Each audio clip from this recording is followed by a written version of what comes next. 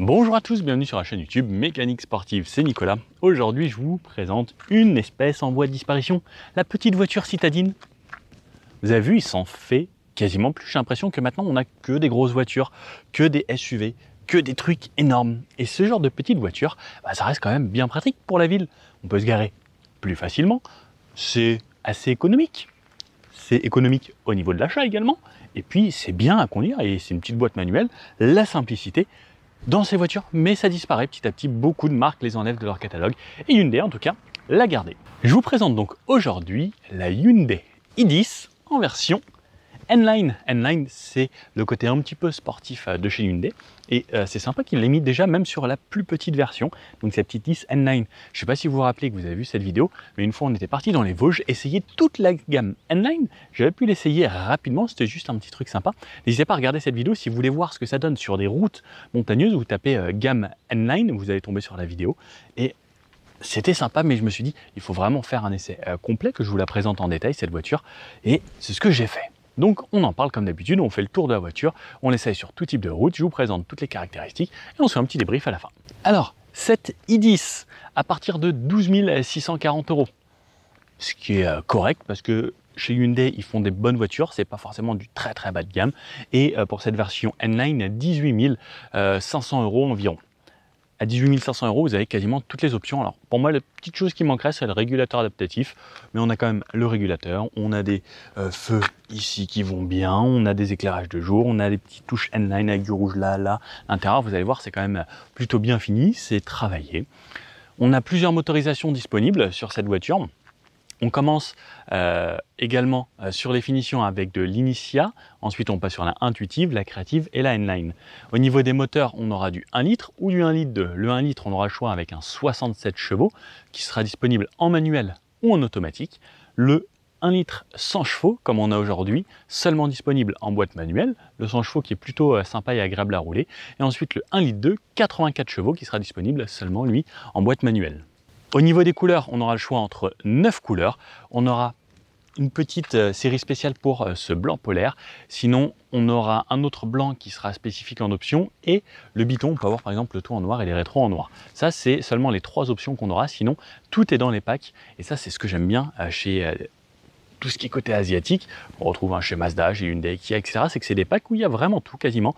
Et très peu d'options. Souvent, tout vient avec la voiture. Au niveau des dimensions de cette petite voiture, 3,67 m de long, 1,68 m de large et 1,48 m de haut. Donc comme vous pouvez le voir, c'est une toute petite voiture, c'est mignon, ça passe partout pour la ville, c'est le top. Au niveau du poids, on est à peine 1000 kg, ça rappelle les voitures de l'époque, mais avec beaucoup plus de sécurité maintenant.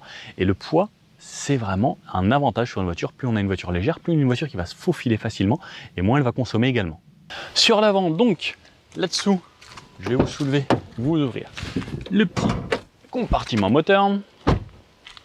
Donc un tout petit capot, comme vous pouvez le voir, avec le petit moteur turbo 1 litre juste ici. Ce qu'il faut savoir, c'est que tous les moteurs ont une transmission par chaîne chez Hyundai, donc ça c'est bien aussi pour la longévité de la voiture. Tout petit compartiment, tout simple, hop, on referme. Donc petit capot, des lignes très simples qui nous amènent ici au logo Hyundai en plein centre. Spécificité de cette voiture, c'est on a du rouge ici et la lame en rouge puisqu'on est sur une version N-Line, donc la version un petit peu plus agressive. Des feux ici comme vous pouvez voir, donc qui ne sont pas en full LED puisque ici on a de la lumière jaune. Les lumières de jour ici avec les 3 crocs qui nous rappellent les 3 ici plus les 3 là-bas. Ça par contre les feux de jour c'est en LED, et les anti-brouillards ici en bas qui sont encore un petit peu en jaune. J'aurais bien aimé peut-être tout en blanc, ça aurait été plus cool. Une grande calandre ici qui amène un petit peu de sportivité à cette voiture. Pareil, les petits rappels ici avec les anti-brouillards dans ce qui ferait presque penser à des entrées d'air. Ça lui donne un petit style sympa. Les versions N-Line chez Hyundai, j'aime bien parce qu'elles amènent un petit peu d'agressivité, un petit peu de sportivité à l'intérieur, on le verra également. Mais je trouve ça sympa. Elle a une bonne petite bouille cette voiture. Sur le côté, on se rend vraiment compte de la compacité de cette voiture. Et surtout, regardez bien, on voit que les roues sont écartées aux 4 coins de la voiture, ce qui donne le maximum d'espace à l'intérieur. Version N-Line, donc le petit badge ici, on a les jantes en 16 pouces, elles sont disponibles soit en jante tôle 14 pouces, soit vous avez ce modèle de jante ici en 16 pouces. Des rétros bitons ici, des poignées de frigo très simples, le petit rappel i10 en rouge également à cet endroit-là, puis on est sur la version N-Line, la petite antenne là-haut.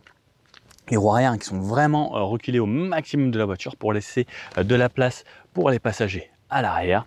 Des lignes assez simples en couleur blanc comme ça. Moi je trouve que ça lui va bien. De l'autre côté, on aura la trappe à essence où on pourra mettre 36 litres d'essence. Et on a des freins à disque à l'avant comme à l'arrière. Sur l'arrière, voiture simple, on a encore des petites ampoules pour les clignotants par exemple ou des ampoules juste ici. Hyundai Ilis, les badges à cet endroit-là, un petit béquet qui intègre le troisième feu stop ici, l'essuie-glace arrière bien pratique anti-pleu, la caméra de recul qui est intégrée dans la poignée, tout est peint du haut en bas, donc ça c'est pareil, c'est une bonne chose, les capteurs de parking à cet endroit-là, un diffuseur très joli hein, sur une petite voiture comme ça, c'est sympa, ça me rappelle un peu les Twingo RS, ce genre de choses, avec la double sortie d'échappement juste là-bas. Niveau sonorité, hein, c'est très doux, hein, il y a pas de sportivité au niveau de la sonorité, mais on a quand même le look beaucoup plus sportif. Et c'est vrai que ce petit diffuseur avec la ligne rouge, ça fait vraiment une voiture plus sportive. Si on devait prendre que le bas, on pourrait dire que c'est une petite bombinette sympa. Au niveau du coffre, hop, l'ouverture juste ici. Donc on a la plage qui reste fixe, qu'on peut relever bien sûr.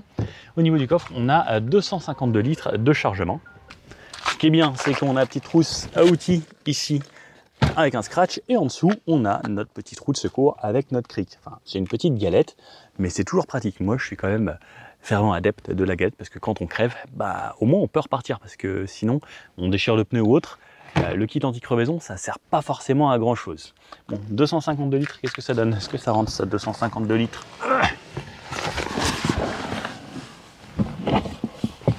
1m80, 75 kg, ça passe dans 252 litres. Bon, par contre là cette fois-ci je rentre tout seul. On a les fixations tap taser juste ici et on a la banquette qui se rabat en 2 tiers 1 tiers. Et lorsqu'on rabat tout ça, on a beaucoup plus de place. Ça amène 1050 litres exactement. Est-ce que je peux d'ici? La souplesse ou pas de souplesse? Ouh, la souplesse. Ah, ça va mieux. Hop. Et là, j'ai tout de suite beaucoup plus de place. Ah.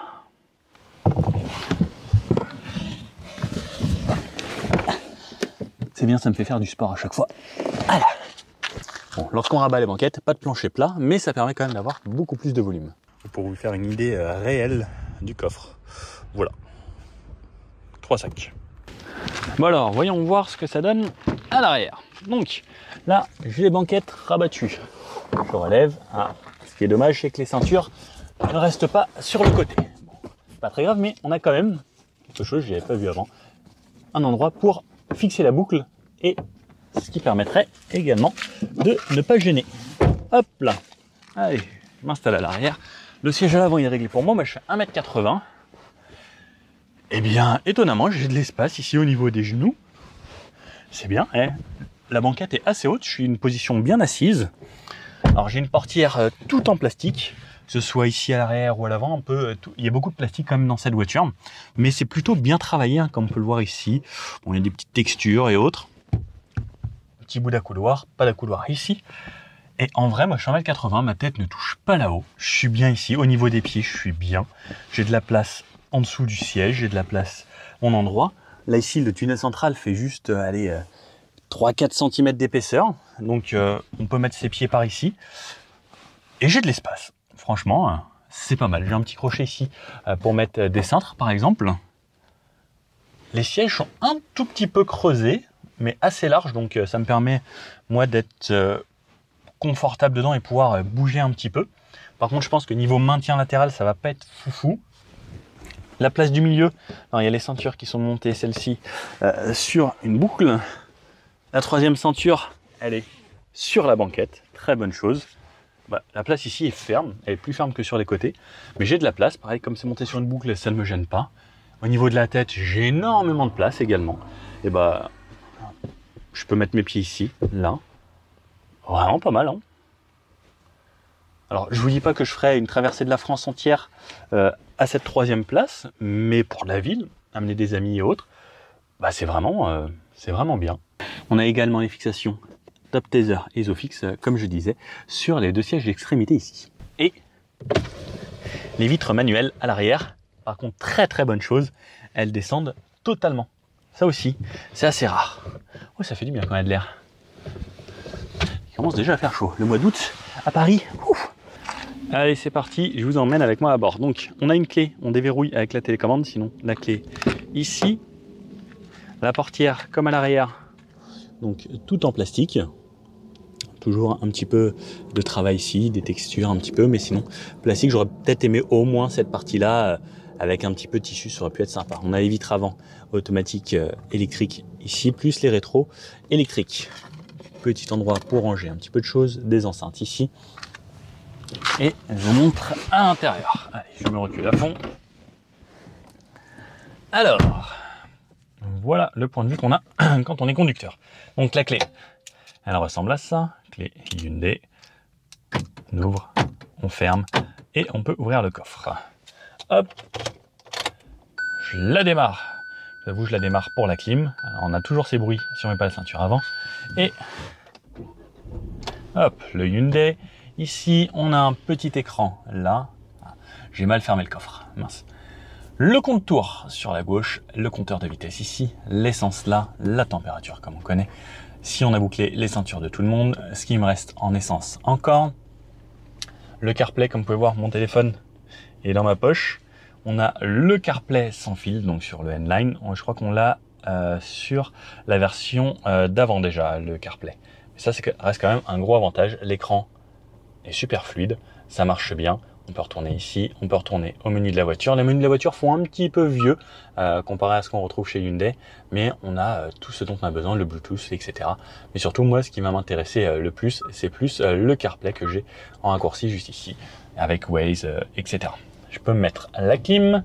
Donc, sur le volant, sur la gauche, on a tout ce qui va gérer l'écran là-bas, donc les modes qui vont jouer pour la radio, la commande vocale, le téléphone, le volume et changer de musique. Ici, ça va être pour changer ce qu'on a là-bas. Donc là, par exemple, il faut que je réinitialise ça pour les pneus. C'est bon. Retourner dans les menus. Donc là, je vais par exemple avoir le fuel economy. Donc ça, c'est ma moyenne. Ça consomme un petit peu plus en ville, ça consomme un petit peu moins sur route. Je peux avoir là le dernier trip que j'ai fait. Donc ça, c'est le tout dernier trip que j'ai fait là.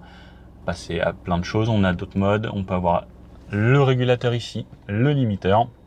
Raise pour remettre à la vitesse qu'on avait mis avant, 7 pour régler à la vitesse qu'on veut maintenant. OK et annuler. Donc OK, c'est pour rentrer dans les menus si je veux faire ça. Ensuite, je peux rechanger le menu. La tension level, c'est combien de temps vous allez conduire, etc. On a encore après tous les réglages. Là, la voiture, elle est en anglais. Alors, je pense qu'on peut la mettre en français. Je vais pas forcément penser à le faire. Le langage ici, voilà, je rentre dans OK. Je peux me le mettre en français. OK, je préfère quand tu parles français. C'est toujours mieux. Et puis voilà, on peut avoir les intervalles, les entretiens et tous les réglages qu'on va avoir pour la voiture à cet endroit-là. Le volant est réglable en hauteur sur cette version. Sur la gauche, on a toujours les feux. On a un mode feu automatique, donc ça c'est quand même bien mieux. Ça permet de l'avoir là-haut et on sait que le feu sera en automatique. Les clignotants. Et sur la droite, ce sera tout ce qui sera essuie-glace à cet endroit-là. Le volant, il est super beau. Sur cette version N-Line, il est en cuir, il est doux, il est agréable, il est ferme. Et le petit logo N-Line ici avec les surpiqûres rouges. Donc du rouge, on en retrouve là. On en retrouve également autour des aérateurs, au niveau des aiguilles. Ça fait des petits rappels comme ça. Et on en retrouve aussi au niveau des sièges avec des surpiqûres rouges ici à l'avant, plus le petit logo N-Line ici dans le siège. On retrouve également ici autour de l'assise, plus un pommeau spécifique N-Line, donc qui fait vraiment en voiture de sport celui-ci. Je le trouve très très beau, cuir, du rouge, plus à lui comme ça, très très sympa. Le point de vue général, sur la gauche, ici on va voir les aides à conduite, désactiver l'ESP, le maintien dans les lignes, donc en gros ça va vibrer quand vous allez toucher une ligne, le réglage de hauteur des feux, le pédalier également de la N-Line en métal comme ça, très sympa. Ouvrir le capot, la boîte à fusibles. De ce côté-là, donc cet écran comme je vous ai montré, aérateur, les warnings, verrouillage du véhicule, le bloc clim, très simple, hein, vous voulez être aéré, la température et la puissance, 4 niveaux. Et est-ce qu'on met la clim? Recyclage d'air. En dessous ici, on a l'USB pour recharger téléphone ou USB pour connecter l'Android Auto. Ça, la prise allume-cigare, on retrouve toujours le petit vide-poche à cet endroit-là.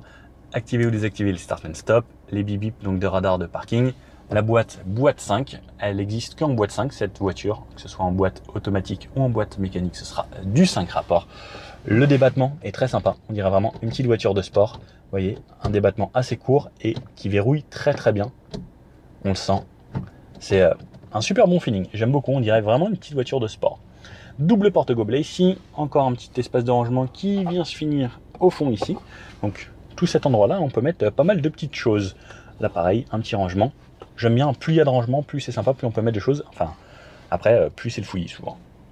Donc les sièges, l'assise assez plate, petit rebord sur les côtés et sur le siège, les rebords sur le côté ici, au niveau du dos, sont un petit peu rembourrés. Par contre, le siège est très ferme, vous pouvez le voir là. C'est plus moelleux au centre, mais sur les côtés, c'est très ferme. Une assise comme ça, bon la voiture est toute neuve, elle a 800 km. Et des appuis-têtes, donc pareil avec petit rappel sur piqûre rouge. La vue sur les places arrière ressemble à ça. Là-haut, on a notre petite touche SOS, la lumière ici, le rétro, un rétroviseur très simple, ou c'est encore nous qui avons ça pour la nuit.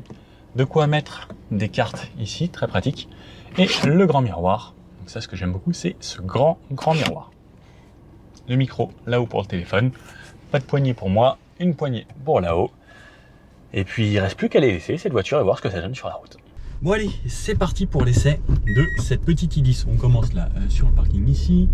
Boîte manuelle, hein, comme on disait. On laisse passer les gens. La caméra de recul bien pratique. Vous savez quoi en plus, j'ai le Apple CarPlay en sans fil. Donc ça c'est quand même vraiment le feu à chaque fois que je rentre dans la voiture. C'est nickel. Le CarPlay c'est quand même un vrai plaisir à utiliser en sans fil. Donc mon petit Waze, tout qui va bien. Hop. Le volant est agréable, j'aime bien ce petit cuir là.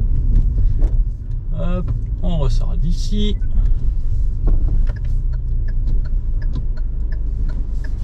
Donc petite citadine, on commence par la ville avec, on va faire comme d'habitude tout type de route. Hop. C'est parti. La boîte, elle est agréable, elle a un débattement assez court. Elle se débrouille bien. Franchement, j'aime bien quand il y a un tout petit débattement comme ça. On dirait presque une petite voiture de sport. Alors, le fait que ce soit une N-Line, ça reste un petit plus. Surtout, la particularité de celle-ci, c'est qu'on a le moteur 100 chevaux. On va regarder en même temps combien on consomme avec cette voiture. On reçoit plein de petits messages. Désolé pour ça. Quelqu'un qui m'aime bien, je crois. Alors là on est à 50, tranquillement, en quatrième. C'est agréable, elle fait pas de bruit. On va retomber. Franchement, la boîte, j'aime beaucoup le débattement. Pour une petite citadine, c'est très sympa. Plutôt que d'avoir des longs leviers, etc. Ça fait vraiment petite voiture sportive. Alors qu'elle se veut pas forcément d'un caractère très sportif. Mais je sais pas si vous avez vu la vidéo où j'essayais toute la gamme N-Line dans les Vosges. On avait fait un petit bout avec celle-ci et c'était très agréable. Allez, si on relance un peu, on sent qu'on a une petite voiture mais avec de la relance. Même assez bas dans les tours, ça c'est fun. Ce qui est bien avec les petites voitures, c'est qu'on peut se faufiler un petit peu partout. Hop, là, je repasse là. La direction est agréable, elle est assez légère. Elle est plutôt directe. Mais très légère, elle est bien assistée. Alors pour une voiture de ville, ça reste un plus. Moi j'aime bien. C'est agréable. Alors de moins en moins de voitures sur la chaîne que j'essaye se font en boîte manuelle. Quasiment tout est en automatique. Alors n'hésitez pas à me dire, vous, qu'est-ce que vous préférez? Est-ce que vous préférez la boîte manuelle ou la boîte automatique? Moi je vous avoue que la boîte automatique ça reste quand même un gros plus. Alors effectivement ça reste sur beaucoup de petites voitures comme celle-ci encore des boîtes manuelles parce que également c'est moins cher souvent et ça marche bien, hein. C'est éprouvé depuis des années en France, hein. Mais il y a plein de pays comme par exemple les États-Unis qui eux roulent quasiment tous avec des boîtes auto et ça marche bien aussi, quoi. Là l'avantage c'est que si vous voulez un côté un petit peu plus fun, allez vous amuser sur des petites routes sinueuses, on va pouvoir le faire avec cette voiture, quoi. Allez, on va passer dans un petit tunnel comme ça. Je vous montre un petit peu à quoi ressemble l'intérieur. chez Hyundai, si on a un bel éclairage blanc, donc que ce soit ici au niveau du volant ou un petit peu partout. Hop. Allez, je vous remonte dans le noir. Donc l'écran qui s'illumine. On a bien sûr les feux automatiques. Feu automatique, ça reste quand même un gros avantage. Hein. Pas besoin de s'en occuper. Je crois même qu'on a les pleins phares automatiques. Même dans un tunnel, c'est plutôt bien insonorisé pour une petite voiture citadine, je trouve. Ouais, c'est pas déconnant. Hein. Bah, dans les tours, on a un petit peu de relance. Hop, on va aller se mettre là. Ce que j'aime bien, c'est qu'il y a le rétro qui est un petit peu bombé de ce côté-là. Alors, je comprends pas pourquoi les marques ne le font pas des deux côtés à chaque fois. Mais même là dans le tunnel, on entend un petit peu les voitures, mais c'est vraiment bien. Je suis assez surpris. Alors on va pas se cacher, c'est pas une Ioniq 5, mais je trouve ça agréable. Allez, on va aller s'insérer sur le périph'. On va faire une petite reprise comme ça. 5, donc on a la boîte 5 sur cette voiture. Mode cruise, régulateur, 70 km/h en 5e. C'est parti.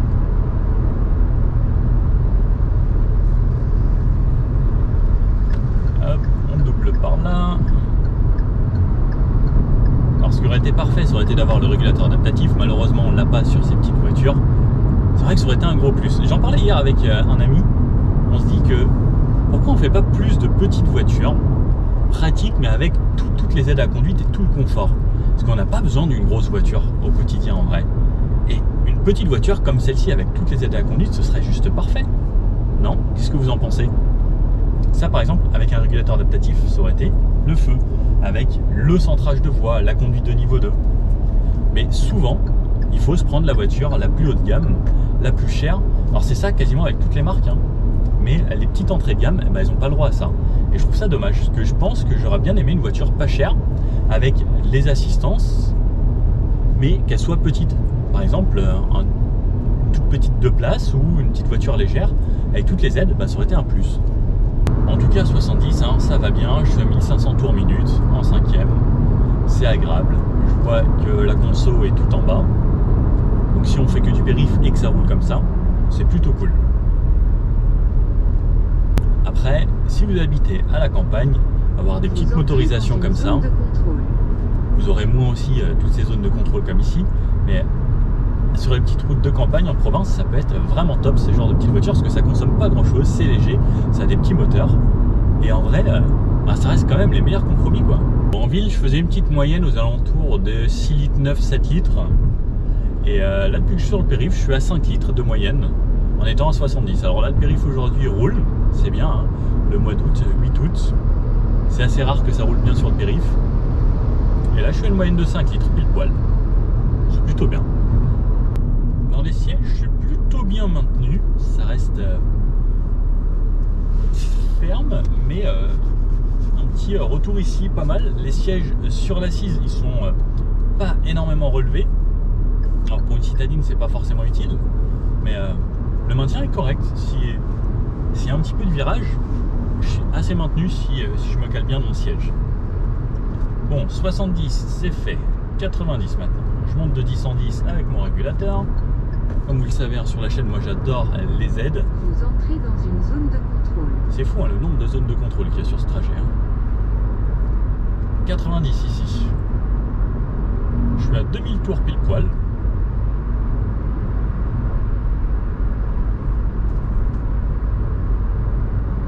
Alors, on est pas mal. Hein. C'est pareil, pas du tout de vent. L'insonorisation reste correcte à l'intérieur. En montée, ça va, elle n'a pas l'air à la peine. Là, je suis en 5, pas dans les tours. Si je relance à fond, turbo se met à charger un petit peu et ça y va gentiment. Alors, on va pas se cacher que bon, en 5e en montée, c'est pas extraordinaire. Et si je tombe en rapport, allez, juste 4. temps à charger. Il faut passer les 2500 tours minute pour que ça commence à pousser un petit peu plus. Après, je peux mettre en 3 et... Là, les 100 chevaux commencent à devenir intéressant. Là, c'est... Quand on la pousse un petit peu haut dans les tours, au-dessus de 3000, ça pousse plutôt bien. C'est agréable. Bon, on n'est pas là pour faire un record de consommation maximum. On va continuer et se remettre à bonne vitesse. Mais eh bien, et puis même à 90, la direction est top. La voiture, on sent qu'elle reste ferme. Ça, c'est une bonne chose. Elle gigote pas trop. Elle prend un minimum de roulis. Mais en vrai, elle reste plutôt sportive. C'est agréable. Alors ici, gros dodane. La suspension reste confortable. La sueur des bouches d'égout, ça filtre plutôt bien. Comme je disais, c'est qu'en plus, elle prend pas trop de roulis. On sent qu'il y a une suspension un minimum ferme et à la fois elle est confortable. Bon, vous connaissez la chaîne. Le petit 0 à 100, c'est parti. J'ai pas fait le meilleur départ, mais 50. 90. 100. Allez, ici c'est l'autoroute. On va se faire le petit coup à 130. Je me mets en 5 à 130. 130, 3000 tours minute. On commence à avoir un petit peu de bruit du vent, un peu de bruit de roulement. Ça reste bien insonorisé toujours par rapport à l'extérieur. Un petit peu de bruit de roulement et du vent léger, mais je trouve pas ça dérangeant. Franchement, pour une petite voiture, je trouve qu'elle fait les choses pas mal. C'est plutôt bien. Franchement, on peut faire de la route avec en plus sans problème. Bon, je vais peut-être remettre un petit peu de clim. Ce qui fait vraiment chaud. Combien? 32. Ouf. Et vraiment agréable cette petite i10. Autant pour la ville, autant pour aller se faufiler, aller faire des courses et autres. On a un coffre plutôt bien. Et en fait, je comprends pas pourquoi il se fait plus de petites voitures comme ça. Alors ouais, je veux bien qu'il y ait la rentabilité qui joue sur des grosses voitures et autres. Mais pourquoi avoir une grosse voiture tout le temps? Alors, je veux bien, on se sent plus en sécurité, on est plus gros, etc. Mais maintenant, toutes les voitures sont safe. Et moi, ça me va largement. Hein. Moi, je roule avec que des petites voitures. J'aime bien les grosses, énormes. Alors oui, des fois sur la chaîne, on essaye le Dodge Ram TRX. Des trucs énormes qui sont plus hauts que moi. Mais ça, pour le quotidien, je trouve ça idéal. J'ai pas besoin d'une grosse voiture. Juste, ce que j'aurais bien aimé, c'est un régulateur adaptatif là-dessus. Et peut-être même une boîte auto. Après, là, le fait qu'elle soit en N-Line, elle a ce petit côté sympa avec le pommeau de vitesse N-Line, le petit volant N-Line et sa petite touche un petit peu de sportivité. Bon, on a fait du périph', un petit peu d'autoroute, en région parisienne, hein, bien sûr. Moyenne à 5 litres au 100 pour le moment. Ce qui est correct pour une petite voiture essence. En ville, on va forcément consommer un petit peu plus, qu'on joue plus de la boîte de vitesse, mais sur les petites routes, si vous faites des petites routes à 70, 80, 90, là on va être au top. On va être aux alentours même des 4 litres si vous y allez de façon tranquille. 5 litres de moyenne pour le moment, ça va. Je pense qu'on va remonter un petit peu là maintenant qu'on fait que de la ville. Après, on a bien sûr le start and stop, etc. Petite hybridation, ça aurait pu être cool. Mais ça aurait fait monter le prix. Donc bon. Autant garder une voiture un petit peu accessible. Allez, on va aller chiller dans les toutes petites rues. Voir comment ça se débrouille. Bon. On voit que c'est l'été, il n'y a plus grand monde. Tout le monde est parti en vacances. Petite voiture citadine, on va faire du citadin. Agréable. Est-ce qu'on trouve une petite place en créneau pour aller se garer? Voilà, c'est trop facile. Stop.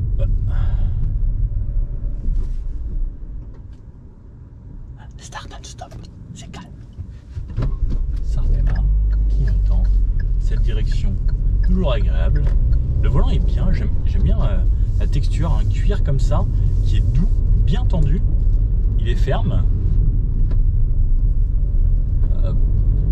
On passe là, on se faufile. Hop là. Nickel, par où? Allez, à gauche. À gauche, ça ira bien. Nickel. Bah ouais. Hein. Alors ça sautille un petit peu là. C'est pas inconfortable. On sent qu'il y a un petit peu de fermeté quand même. Mais je vous avoue que moi j'aime bien cette petite touche de fermeté qui la rend un poil plus dynamique. Bon alors, à cette petite Illis, qu'est-ce qu'on en pense? Bah, petite voiture de ville, agréable. Bon, maintenant avec toutes les voitures on peut tout faire, hein. On n'a toujours pu tout faire, mais on peut y sur autoroute, elle est plutôt bien sonorisée, je pensais un petit peu moins comparé à certaines autres. Agréable à conduire, le petit côté dynamique sympa, les 100 chevaux dans une voiture citadine, c'est quand même agréable, 100 chevaux pour 1000 kg. Bah, le rapport poids-puissance c'est quand même très intéressant comparé à beaucoup d'autres qui seront plus 1100, 1200, 1300 et des fois qui ont à peine 80 chevaux. Donc là on sent quand même la différence. Traction, plutôt agréable, la boîte qui verrouille bien, les 100 chevaux. La petite version à 67 chevaux pourra satisfaire plein de gens, surtout si vous roulez que tout seul ou à deux dans la voiture sur des petites routes de campagne, ce sera largement suffisant. Si vous voulez un petit peu plus de peps et en même temps le petit côté N-Line, cette version sera quand même assez intéressante. Au niveau du prix, on reste sur un prix plutôt contenu, surtout même en full option à moins de 19 000 €. Ça reste quand même assez intéressant puisque de plus en plus les voitures prennent de la valeur de nos jours, même les voitures d'occasion, c'est bien remonté. Donc c'est une petite voiture sympathique à prendre même lorsqu'on vient d'avoir le permis. Pas forcément la version 100 chevaux qui sera peut-être un petit peu plus chère pour les jeunes permis, mais même en première voiture, je trouve que c'est une très bonne auto, agréable. On peut loger 4 voire 5 grandes personnes à l'arrière sans souci. Le coffre effectivement il est assez petit, donc tout dépendra bien sûr de ce que vous souhaitez comme voiture. Sinon faites comme tout le monde, n'hésitez pas à prendre un petit SUV ou un gros SUV. Bon, j'espère que cette vidéo vous a plu. Si oui, un petit pouce bleu comme ça, moi ça m'aide. N'hésitez pas à vous abonner, à partager la vidéo, à mettre dans les commentaires ce que vous avez pensé et est-ce que vous, c'est le genre de voiture qui vous intéresse, ce genre de petite citadine, ou est-ce que vous êtes plutôt totalement autre chose. Bon, je vous dis à bientôt pour une prochaine vidéo. Ciao!